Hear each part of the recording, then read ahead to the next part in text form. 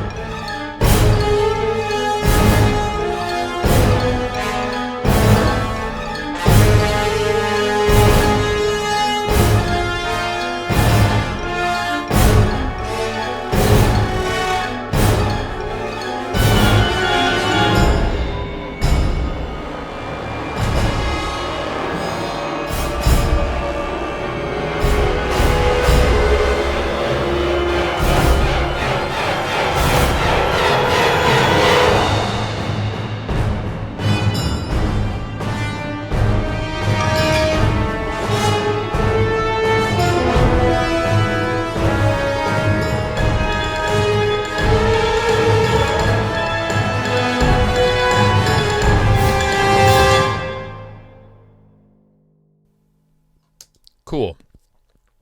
So fun little track here. So I'm going to try and highlight little things of what I used on this library. So it has quite a bit of stuff in the library itself that spans from, it has a lot of mutes. It has things like stopped horn with like stop horn legato, flutter tongue legato, usually two different kinds of mutes, like a carbon mute and a metal mute. And I think that's super useful that so many libraries don't have that those elements. Like if they have a muted horn, it's always a bit it's not legato. So here's like stopped horn legato, which it's like something that isn't in a ton of other libraries, like extended libraries. So that's something of note, I think, in this library. I really also liked, and if you want to check out the settings that I'm using, I've turned the reverb off built in the sample. I've also turned on their niente function.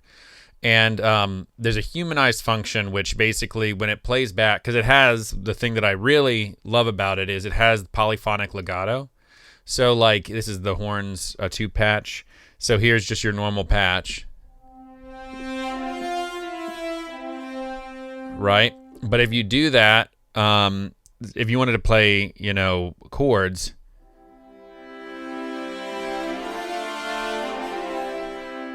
so that's just on the horns 2 patch, which is great because so many patches, and it doesn't do necessarily the tuning whenever you're just playing it back, but it does it when you're performing it in, but it does it when you play back.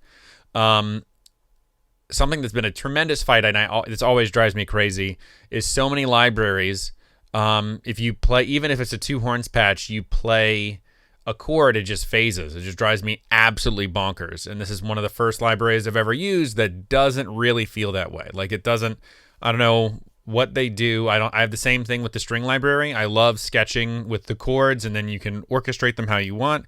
And in the brass library, that's been really helpful to be able to do these kind of chord motions.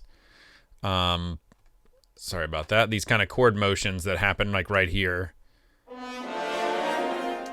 Right, that's the that's the polyphonic legato moving on that.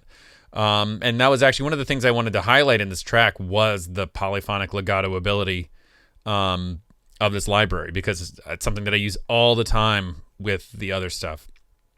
With the other stuff, I mean the string library. And then I also tried to feature a lot of different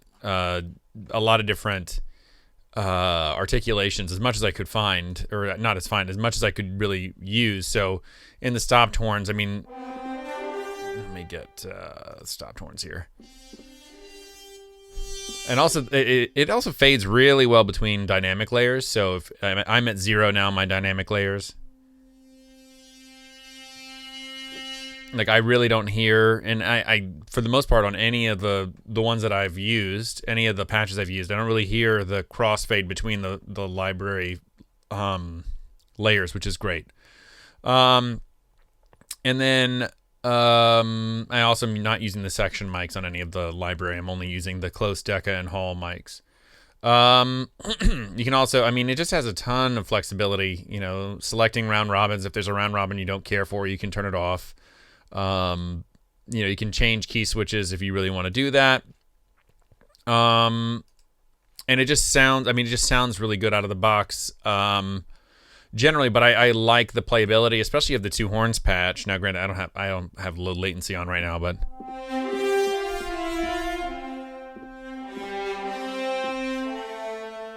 and the way I was actually, they have a 4-horn patch, but I actually kind of liked the tone of the 2-horn patch. So what I was doing is I was just loading 2 different horn 2 patches and then doing the transposition trick. So that way you transpose one of them, so you just have 2 different notes playing at the same time, but it's the same pitch. So here is them playing together.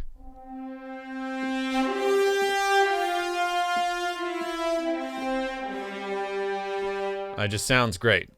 And yeah, it has an interesting, unique sound, which I think actually is a good thing. Everyone else has all the brass libraries, and what if you have something that just sounds a little different, you know? And in this library, I'm using, well, in this track specifically, I'm using a lot of different things. So once again, this is here is the chords.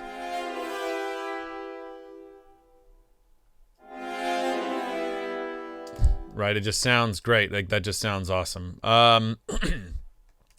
Another strong suit, and then this is the trombone doing the same kind of stuff.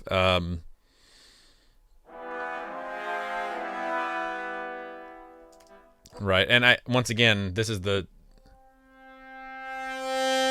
like, I don't hear the crossfade on them, which is great. You know. For the trumpets, it's a little bit different, but I mean, you get that polyphonic legato.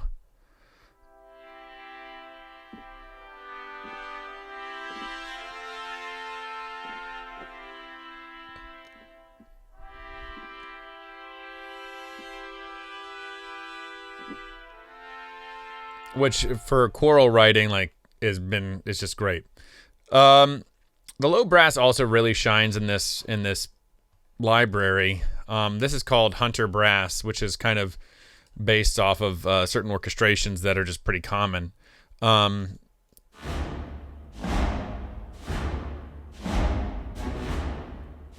it sounds like really great out of the box, and I just added into that the low brass ensemble, which the low brass ensemble is, let's see what they listed it as, just here we go. Bass trombone, chimbasso, and tuba. Sounds great. And I'm using all the same settings on everything. Basically, I just turned all the same settings across the library whenever I used it. I also, just as a side note, I hid everything else. So I'm just showing you this, and there's no other brass playing besides this library. But I just didn't want you to have to look at 1,000 tracks, because it's just too much to look at. Even the ones that aren't being used. Cool. And let's see here. So I mean, this has a great bombastic quality to it.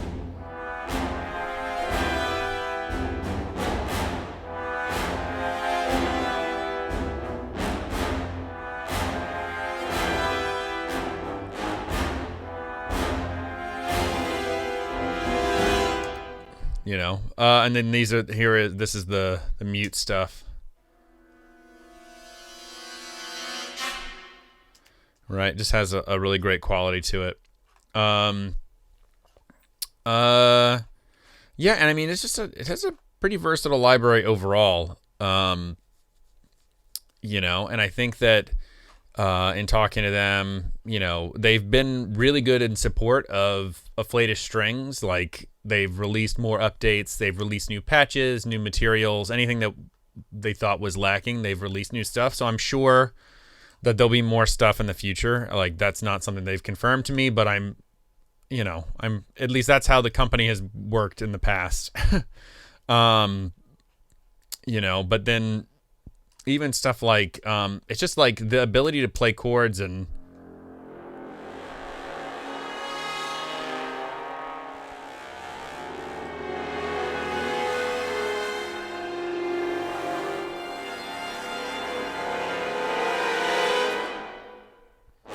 you know, being able to fade through all, like, crossfade through those dynamic layers so well.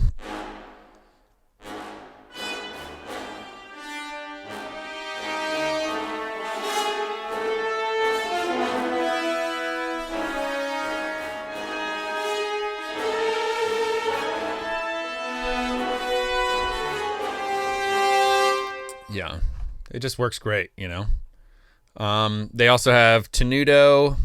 So, like, I think all of them, because they have, like, the ensemble patch library, which is what this, like, the ensemble patches. You know, this is, let's see, as I try to find the one that I'm swapping between. Here we go. So you can see it has, like, sustained legato, flutter tongue, marcato, tenuto, staccato, staccatissimo. There's a repetition spot. Accented, sustained, crescendo, and the crescendos act as like a release trigger. So it's I don't know if you can hear that, right? So it's as soon as I come off of the note, just holding, and then it comes up. Halftone, whole tone, and halftone trills. Where is it? So just pretty versatile. It has quite a bit of stuff. There's also a bunch of effects patches. I didn't go into much of the effects patches because there's some effects these are like ensemble patches. There's an ambient pad patch, performance instruments. I wanted to be, see, here's all these different, like, there's horror ensembles, all these different things. I wanted to really see what I could do with just the patches and not a ton of pre-recorded stuff. So the only pre-recorded idea is the Hunter Brass, which I then took and I doubled with the low brass ensemble patch. So it's like, this is the only pre-record.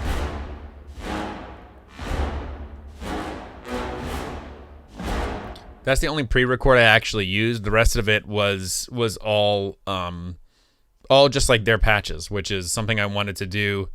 There's a bunch of one-shot libraries or effect libraries, which are great, and we can always need more of them, but, you know, it's nice to know what the actual patches do for you.